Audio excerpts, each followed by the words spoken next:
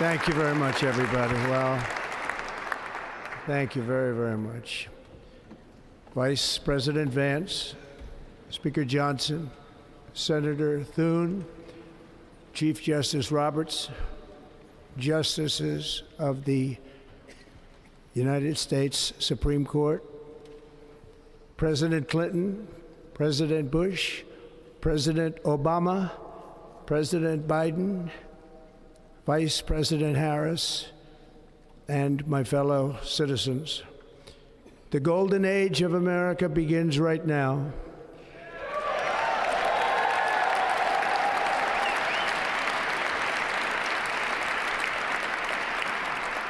From this day forward, our country will flourish and be respected again all over the world.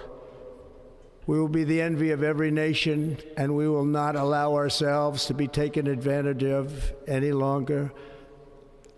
During every single day of the Trump administration, I will very simply put America first.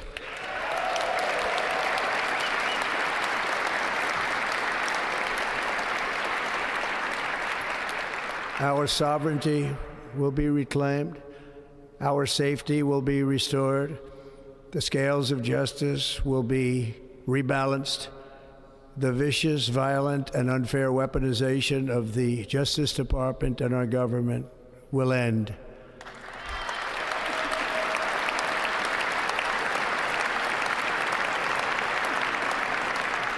And our top priority will be to create a nation that is proud, prosperous, and free.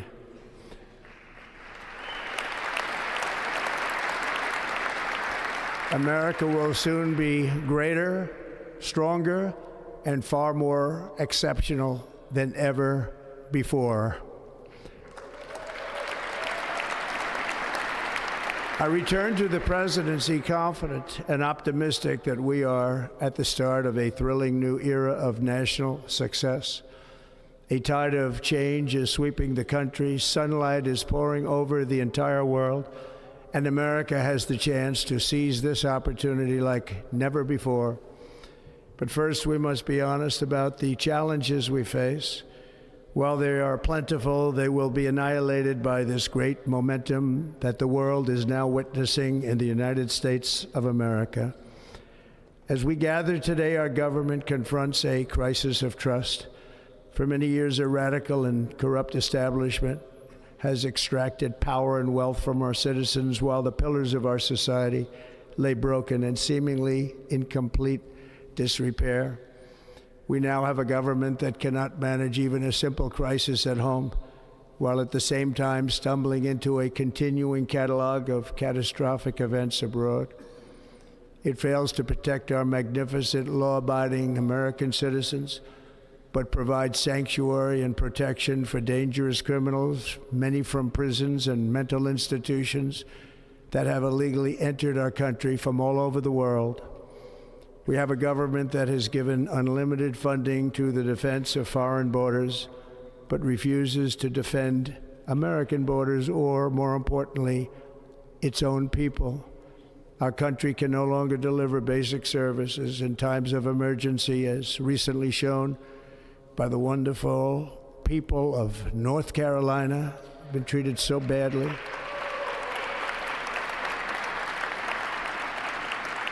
And other states who are still suffering from a hurricane that took place many months ago.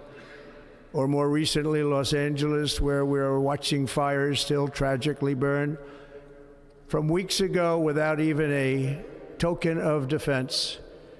They're raging through the houses and communities, even affecting some of the wealthiest and most powerful individuals in our country, some of whom are sitting here right now.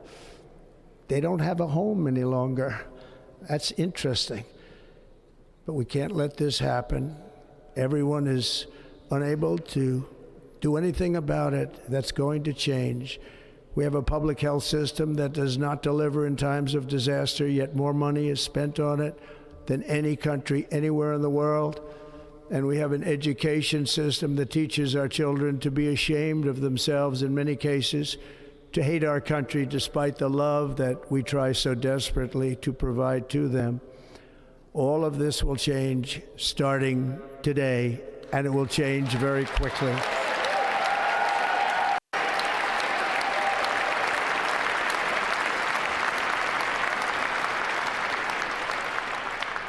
My recent election is a mandate to completely and totally reverse a horrible betrayal and all of these many betrayals that have taken place, and to give the people back their faith, their wealth, their democracy, and indeed their freedom.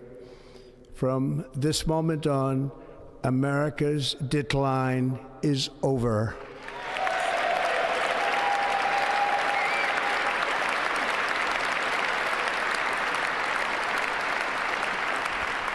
Our liberties and our nation's glorious destiny will no longer be denied, and we will immediately restore the integrity, competency, and loyalty of America's government.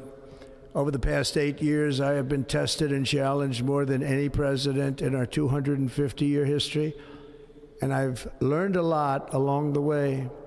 The journey to reclaim our republic has not been an easy one, that I can tell you. Those who wish to stop our cause have tried to take my freedom and indeed to take my life.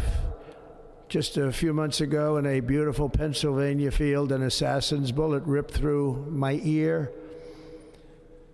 But I felt then, and believe even more so now, that my life was saved for a reason.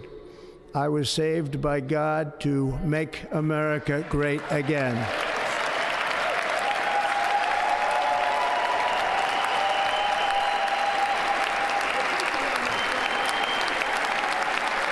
Thank you. Thank you.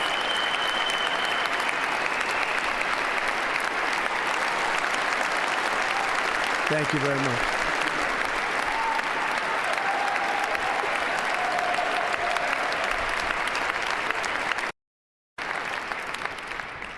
That is why each day under our administration of American patriots, we will be working to meet every crisis with dignity and power and strength. We will move with purpose and speed to bring back hope, prosperity, safety, and peace for citizens of every race, religion, color, and creed. For American citizens, January 20th, 2025 is Liberation Day.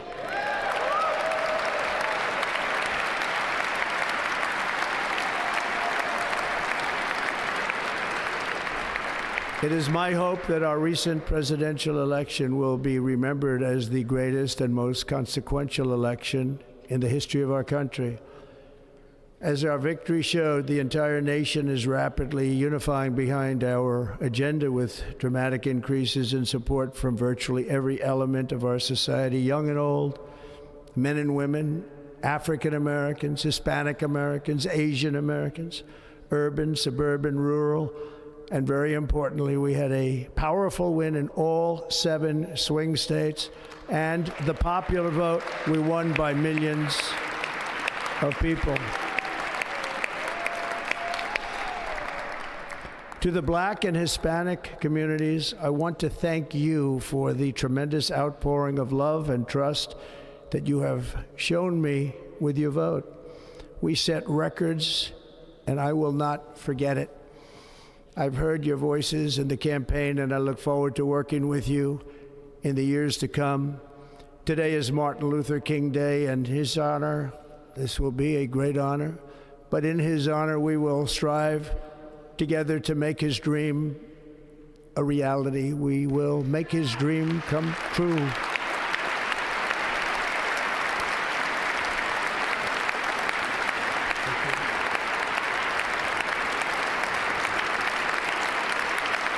Thank you.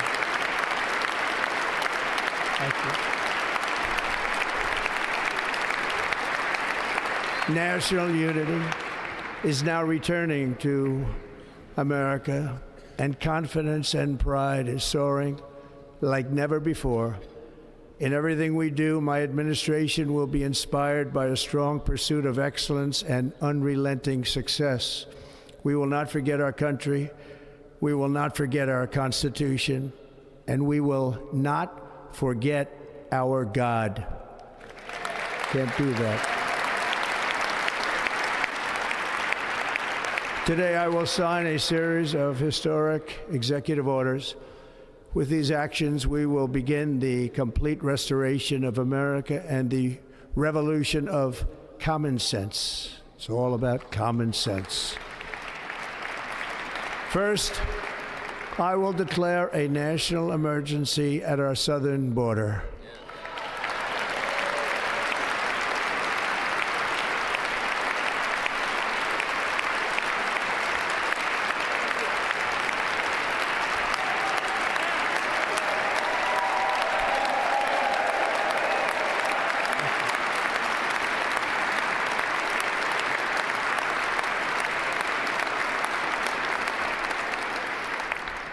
All illegal entry will immediately be halted, and we will begin the process of returning millions and millions of criminal aliens back to the places from which they came. We will reinstate my Remain in Mexico policy.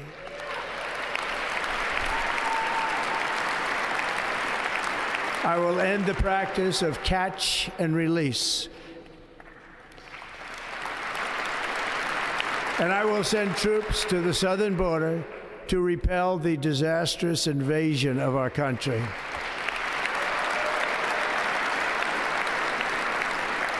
Under the orders I signed today, we will also be designating the cartels as foreign terrorist organizations.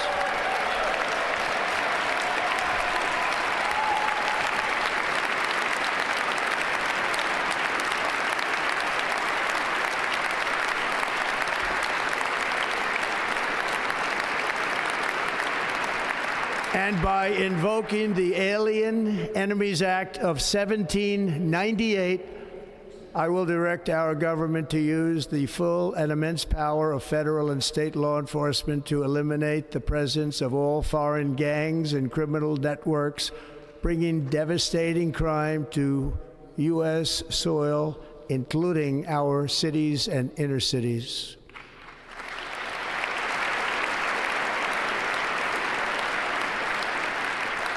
As Commander-in-Chief, I have no higher responsibility than to defend our country from threats and invasions, and that is exactly what I am going to do. We will do it at a level that nobody's ever seen before. Next, I will direct all members of my cabinet to marshal the vast powers at their disposal to defeat what was record inflation and rapidly bring down costs and prices.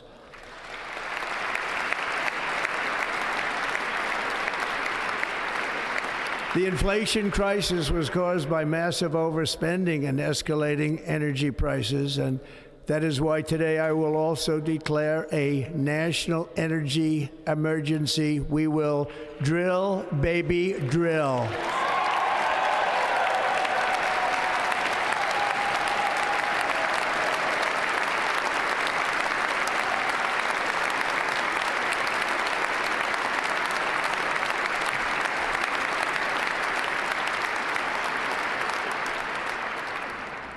America will be a manufacturing nation once again, and we have something that no other manufacturing nation will ever have, the largest amount of oil and gas of any country on earth, and we are going to use it.